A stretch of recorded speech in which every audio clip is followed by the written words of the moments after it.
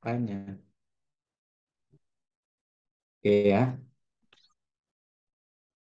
Oke. Baik, Assalamualaikum warahmatullahi wabarakatuh. Selamat pagi. Hari ini karena saya masih tugas di luar, saya melaksanakan perkuliahan secara eh, direkod ya, supaya Anda bisa langsung buka YouTube dan linknya bisa langsung Anda buka. Baik, karena waktunya terbatas, saya coba mulai ya. Kita masuk di SAP yang kedua, yaitu manajemen kandang. Fungsi kandang pada dasarnya ada tiga. Pertama, melindungi ternak dari panas, hujan, dan predator. Dan yang kedua, melindungi dan memberi lingkungan yang baik ya bagi unggas untuk bisa berproduksi ya. Mirip seperti yang ada di alam. Jadi lingkungan yang pas, yang sesuai suhu, kelembapan, dan faktor yang lain. Kemudian yang ketiga, memberi kemudahan di dalam kontrol. Baik kontrol terhadap pakan, minum, penimbangan, pengobatan, dan vaksinasi. Secara umum, memberi kemudahan di dalam tata laksana budidaya. Kemudian terkait dengan alas kandang terbagi menjadi tiga, ada sistem liter ya, pemakaian serbuk gergaji, sekam, jerami, dan juga floor dari semen ya. Kemudian yang kedua dari slat ya, berupa kisi ya, alas kandangnya dari kisi bisa dari bambu, kayu, reng, kawat atau disebut wire gitu ya.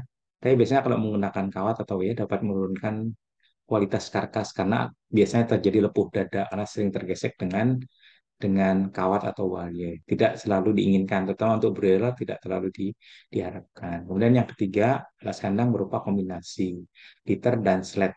Ini jarang digunakan, tapi biasa digunakan juga di negara luar ya. Biasanya 25% proporsinya itu untuk slat dan 75% itu berupa liter. Yang liter digunakan untuk bermain. Biasanya seperti itu. Kemudian terkait dengan syarat liter, ada tiga yang bisa digunakan sebagai filter. Pertama, tidak berdebu, ya. Kemudian mampu menyerap air dan dia tidak boleh mahal, jadi harus yang murah. Seperti itu. Kemudian terkait dengan atap kandang, ada enam atap kandang atau jenis atap kandang yang biasa digunakan untuk budidaya. Ya, yang pertama yang kita sebut dengan atap tipe monitor. Jadi di atas eh, atap itu nanti ada ruang untuk pertukaran udara yang kita sebut dengan monitor. Ya, karena kemudian itu terletak di atas bangunan kandang, kemudian atapnya disebut dengan tipe monitor. Kemudian yang kedua atap sip ya, bentuknya seperti gereja, dia lebih lancip, ini lebih mahal dan tidak dianjurkan karena biasanya harus mempunyai tinggi yang lebih eh, banyak atau lebih tinggi dibandingkan yang monitor. Banyak diunggas itu digunakan tipe monitor. Kemudian yang ketiga, gable atau dua sisi. Ada juga yang pakai monitor, ada yang tidak. Di gable ini yang memang paling umum, ini seperti bangunan rumah kita. Ya, nanti ada syarat sosoran ini maksimal 1 meter ya, supaya untuk mengurangi tampias air ya, kiri dan sebelah kanan. Disebut dengan sosoran atap. Nanti tingginya itu maksimal 6 meter. Nanti kita bicara terkait itu. Kemudian yang keempat, tipe sel atau jongkok. Ini banyak diitik digunakan. Jadi arah satu sisi. Cuma nanti arah depannya harus menghadap ke matahari pagi. Supaya kemudian kandang bisa masuk matahari dan kering. Kemudian yang kelima, arkus. Ini bisa untuk R&D di perusahaan ya. Dia bisa menarik udara keluar, menambah fan atau kipas, membuat sejuk udara di dalam kandang. Biasanya untuk kandang-kandang percobaan. Kemudian yang keenam kombinasi. Kombinasi ini ada juga yang disebut dengan kombinasi antara monitor dan kemudian set. Ya, kita sebut dengan atap kombinasi. Jadi bentuknya seperti set, tapi kemudian dipotong seperti monitor. Jadi udaranya kemudian bisa masuk secara lebih bagus seperti itu. Ini juga banyak digunakan untuk itik ya. Untuk ayam banyak yang kita gunakan pada sistem atap, model atap sistem gable atau yang dua sisi. Kemudian berikutnya terkait dengan bentuk kandang. Bentuk kandang ada tiga yang umum di Unggas itu yang kita sebut dengan kandang postal. Jadi alasnya terbuat dari semen, bisa juga dari liter, ya, dari sekam dan sebagainya. Jadi bentuknya rata itu disebut dengan postal. Ya, jadi langsung bersentuhan dengan lantai. Mungkin kiri kanannya nanti dinaikkan sedikit ya, biasanya seperti itu untuk mengurangi masuknya air dan kandang supaya tidak tergenang. Kemudian kandang panggung yang kedua di bagian dari bawah kandang itu dinaikkan 50 cm sampai 70 cm, tergantung dari kondisi lingkungannya. Kalau berair mungkin dinaikkan sedikit. Kalau aman cukup dengan 50 cm atau setengah meter. Seperti itu ya. Nah, kemudian yang ketiga kandang semi umbaran. Jadi kemudian di kandang itu sebelah belakang atau sebelah depannya nanti ada tempat untuk bermain atau umbaran. Oleh karena itu disebut dengan kandang semi umbaran. Ya. Kemudian hal-hal yang diperhatikan untuk pembuatan bentuk kandang ini, ya, kandang harus lebih tinggi dari lingkungan sekitar. Itu yang harus kita pahami. Kemudian menghadap utara dan selatan. Artinya depan dari kandang itu, bagian depan itu menghadap arah matahari. Bagian depan dan belakang itu mengarah utara selatan, ya, sehingga sisi kandang samping kiri dan samping kanan nanti terkena matahari pada saat pagi hari. Kemudian sore hari bisa masuk. Sehingga kemudian akan mengubah provitamin D3 atau 7-dehidrokolesterol menjadi vitamin D3 atau kulkalsiferol seperti itu ya, dan digunakan dalam proses pertumbuhan kerangka tubuh, dan biasa digunakan juga kalau untuk petelur itu digunakan untuk membantu proses pembentukan kerambang telur atau kulit telur seperti itu. Kemudian di daerah tropis baratnya 8 sampai 10 ekor per meter persegi ya, bukan per meter kubik, mohon maaf. Kemudian dibuatkan sekat kandang dari tanah itu 40 cm. Baik kandang kostal, panggung maupun ubaran itu ditutup supaya ini menahan terpaan angin langsung dari lingkungan sekitar. Jadi bagian sisi bawah ditutup setinggi 40 cm karena tinggi ayam juga sekitar 40 cm seperti itu ya. Kemudian kalau ada 2 kandang atau 3 kandang, maka jarak antar kandang itu adalah selebar tinggi kandang. Biasanya 6 meter ya. Tinggi kandang 6 meter, jadi nanti itu dari sisi kandang sebelah kiri diturunkan 6 meter, dibuat jarak itu dan kemudian baru dibangun kandang baru. Kemudian sama seperti sebelah kanannya. Kemudian di kapur setiap digunakan, dilakukan disinfekti, pemberian sistem liter, kalau bisa tidak terlalu tinggi, maksimal 5 cm. Jadi mudah di dalam proses pembalikan dan nanti akan dikais oleh ayam ya dengan kakinya, dan itu bisa terbalik. Lebih dari itu sulit dan nanti menjadi masalah gitu karena nanti ada proses pengomposan seperti itu dan menyebabkan panas sehingga kandang jadi lebih tidak enak bagi ayam untuk duduk. Ya, untuk sistem panggung bawahnya selalu dibersihkan agar bebas dari bau amonia atau NH3. Kalau memungkinkan di bawah tangga dari tempat masuk kandang atau tempat pintu masuk diberikan bak sanitasi ya. Dan kalau memungkinkan ada kandang karantina untuk membantu ayam-ayam yang sakit untuk dipisah dan diberi pakan dan minum tersendiri sampai dia sehat baru dikumpul kembali. Kemudian terkait dengan kandang baterai. Kandang baterai kita mengenal tipe-tipe kits ya. Ada beberapa tipe kits. Yang pertama yang kita sebut dengan single bird kits, yaitu satu kits, satu kandang eh, kits yang digunakan untuk satu ekor bulat. Kemudian yang kedua yang disebut dengan multiple bird cage. Satu cage ya, satu kandang terbuat dari kawat itu yang kemudian digunakan untuk 2 sampai lebih dari 8-10 ekor. Jadi bisa 2 sampai 8 atau 2 maksimal sampai 10 ekor. Disebut kandang multiple bird cage ya, maksimal 10. Nah, di atas satu yaitu minimal 2 dan paling banyak 10. Ya umumnya 8 seperti itu ya, 2 sampai 8. Kemudian yang ketiga koloni cage itu digunakan untuk koloni. Satu koloni, satu case yang besar itu untuk 20 sampai 30 maksimal ekor ayam. Lebih dari itu tidak produktif dan banyak menimbulkan penurunan produksi karena lebih gaduh kalau lebih dari 30. Kalau kandang tidak case, kandang biasa itu disebut dengan kompartemen juga maksimal 30. Nah, di alam bio juga disekat setiap 30 yang disebut dengan kompartemennya. Kalau manusia kan apartemen, kalau di unggas atau ternak khususnya disebut dengan kompartemen. Maksimal 30 untuk kandang kuluk. Kemudian yang berikutnya yang kita sebut dengan susunan kit. Bagaimana kemudian kita menyusun kandang baterai yang disebut dengan case itu. Ya, yang pertama ada single deck. Nah, single deck itu hanya satu susun kit saja memanjang.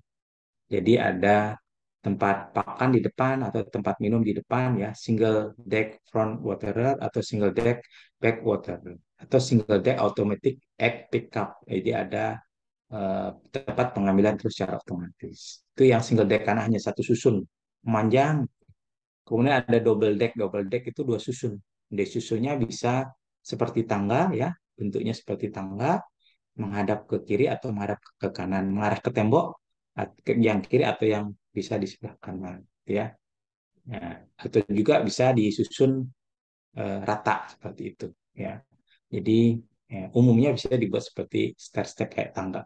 Jadi bertingkat seperti itu. Jadi kotorannya itu jatuh ke bawah karena dibuat seperti bertingkat seperti itu.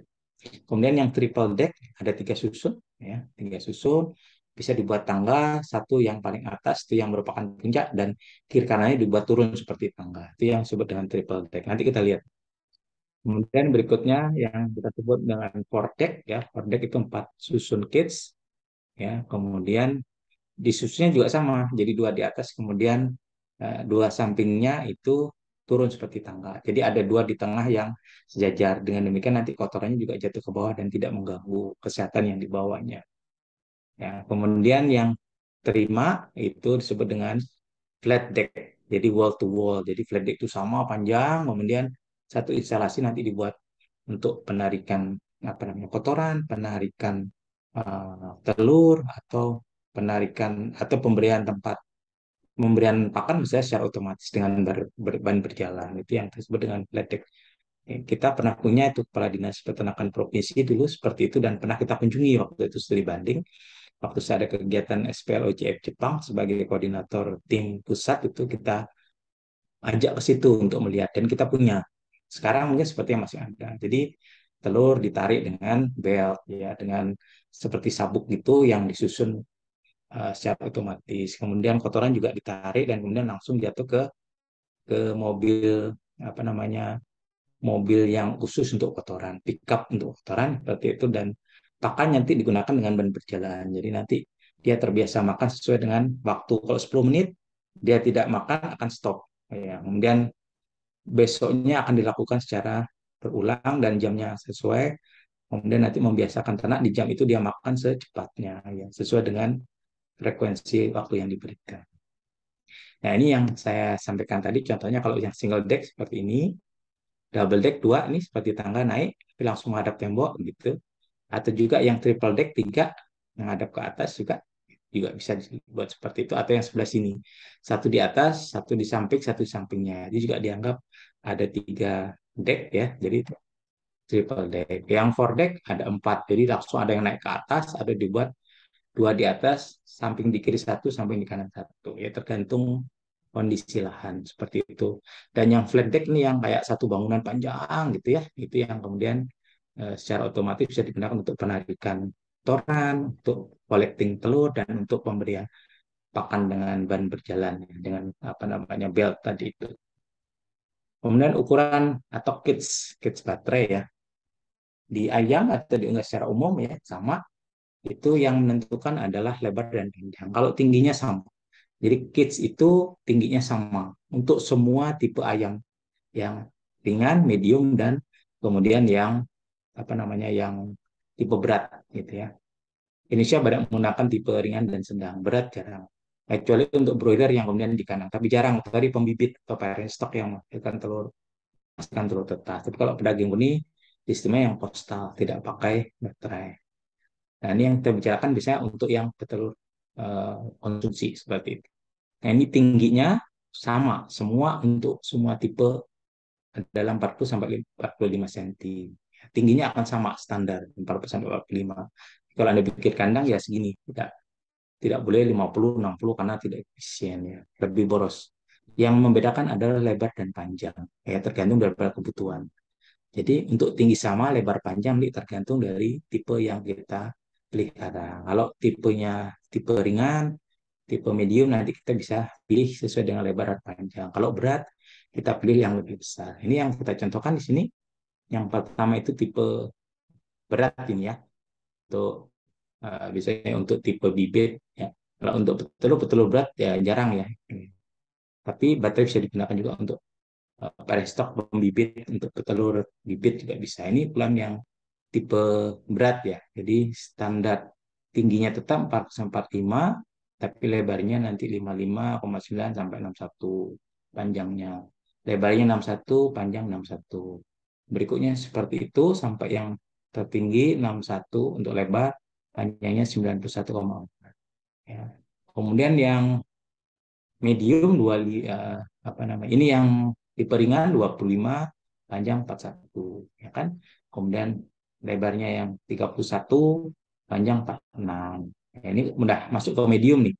36 lebarnya atau 41, panjangnya 46 atau 51. Jadi ini yang bisa digunakan seperti itu. Tapi yang perlu kita ketahui tingginya harus standar, tetap harus 45. Jadi ukuran kis adalah panjang, lebar, dan tinggi. Tingginya tetap sama.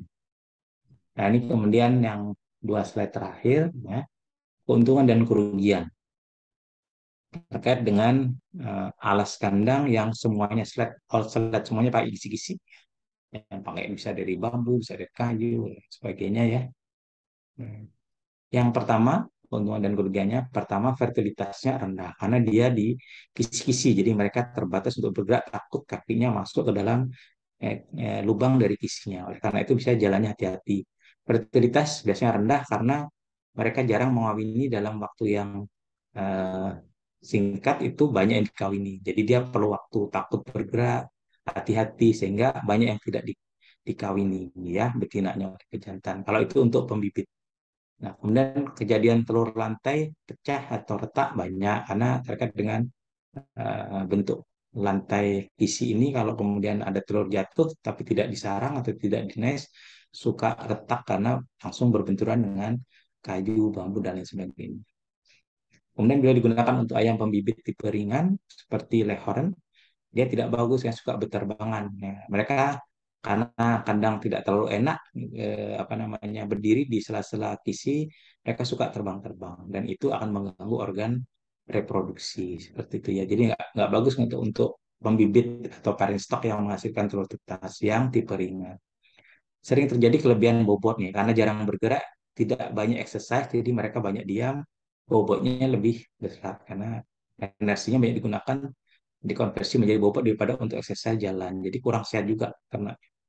Tetapi keunggulannya floor space-nya lebih padat. Jadi jumlah ayam yang ditambahkan atau yang dimasukkan bisa lebih padat karena dia tidak banyak bergerak, tidak banyak exercise. Jadi keunggulannya itu dia padatan kandang, padatan ternaknya, kapasitas tampungnya juga bisa lebih luas.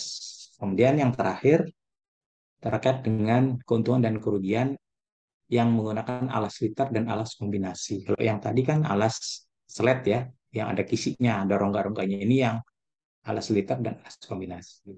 Apa saja keuntungan dan kerugian? Yang pertama, pada bagian liter itu ventilasinya kurang baik. Ya. Kemudian kenapa kurang bagus? Karena tadi ada bagian yang mungkin kalau terinjak terus liternya itu menjadi anaerob dan amonianya juga banyak gitu ya. Terjadi proses pengomposan sehingga alasnya menjadi ventilasinya kurang baik. Nah, kemudian keuntungannya ayam biasanya bertelur 5 butir lebih banyak. Dia lebih senang tuh kalau di liter atau kombinasi karena bisa bermain ya, lebih senang dan kemudian lebih produktif biasanya kalau di liter dan kombinasi. Ya, karena itu banyak juga yang pelihara dengan sistem postal atau liter ini dan yang kombinasi. Jadi ada model liter, ada juga yang model slet gitu ya, sedikit gitu ya, ya atau yang gizi tadi. Kemudian yang ketiga, pada all liter yang semuanya liter, kejadian telur lantai atau egg floor, apa floor egg itu lebih lebih banyak, 3 kali lebih banyak. Nah, itu biasanya kalau di lantai, kalau lupa menggunakan atau menaikkan sarang, itu biasanya sarang atau tempat bertelur, dia banyak bertelur di lantai ya, dan tidak mau lagi di sarang. Kejadian telur lantai ini menyebabkan telur juga banyak rugi, banyak pecah, retak rambut, dan sebagainya. Untuk telur bibit tidak bagus, telur tetas, tapi untuk konsumsi masih banyak digunakan. Kemudian yang keempat, mortalitas atau kematian, tingkat kematian pada alas kombinasi ini lebih lebih sedikit. Dia lebih suka ya ada bermain, ada tempat untuk apa dia di liter ya, untuk bisa ini ya di kombinasi di slide-nya kadang dia ke situ dan lain sebagainya. Jadi lebih suka dia. Oleh karena itu kematiannya lebih rendah dibandingkan pada alas baik all sled maupun all liter. Ya, yang kombinasi ini bagus ya. Kemudian yang kelima, untuk biaya pemeliharaan dan biaya per dosen egg itu per 12 butir dari telur yang dihasilkan sebenarnya sama. Tapi nanti dia kalau dengan alas filter dan kombinasi ini yang kita harapkan adalah produksinya 5 butir lebih banyak, dan kalau skalanya besar dia sangat menguntungkan. Ya. Walaupun untuk biaya yang dikeluarkan ya operasional untuk per 12 butir telur itu sama seperti itu. Ya. Yang terakhir terkait dengan kepadatan kandang. Nah, tadi saya sampaikan bibit untuk starter, kulit, dan layar dengan berbagai umur itu kita bisa melihat berapa kepadatan atau daya tampung dari masing-masing yang tadi ya, tipe alas itu liter, kombinasi, dan slet. Di sini dapat kita lihat contohnya untuk yang pasupulet, kita bisa melihat bahwa yang paling banyak tetap yang di slide karena itu dia jalan malas untuk banyak bergerak itu, takut masuk ke lubang, kakinya terproses dan sebagainya. Jadi dia bisa dipadatkan isinya 6 sampai 7 ekor per meter persegi. Umur 8 sampai 22 menjelang dia produksi ya di 22 itu. Dikombinasi hanya maksimal 5,5. Ya, ya, kurang lebih 5 rata-rata ya ekor per meter persegi. Sedangkan untuk liter karena dia banyak bergerak karena bebas ya, dia kapasitasnya hingga di 4,5 atau lah maksimal 5 ya. Ya, yang bagus 4 gitu ya, atau maksimal 5. Yang ini maksimal ya 5,5 atau maksimal mungkin dibuat 6 seperti itu. Jadi tetap lebih banyak di slide kalau untuk daya tampung. Ya, di layar juga sama. Karena di slide ini kekurangannya mereka tidak terlalu banyak bebas bergerak gitu ya, karena ada kisi-kisi. Apalagi kalau kisinya tidak sesuai ya, itu ada ukurannya. Kalau dia tidak sesuai, maka banyak yang patah kaki. Itu yang menyebabkan jarang mereka banyak keluasa bergerak. Yang secara teknis tahu buat kandang, eh, mereka bisa membuat dengan kondisi yang baik. Tapi tetap untuk ternak dia membuat dia malas bergerak. Jadi lebih gemuk badannya dan daya tampungnya juga bisa dibuat lebih banyak. Oke, demikian yang bisa kita sampaikan. Mudah-mudahan bisa dipelajari ya, bisa dibaca kembali. Kemudian bahannya bisa Anda lihat di Simari dan bisa di-download. Demikian yang bisa kita sampaikan. Ya, mudah-mudahan berkenan. Terima kasih. Saya akhiri perkuliahan kita dengan ucapan Assalamualaikum warahmatullahi wabarakatuh.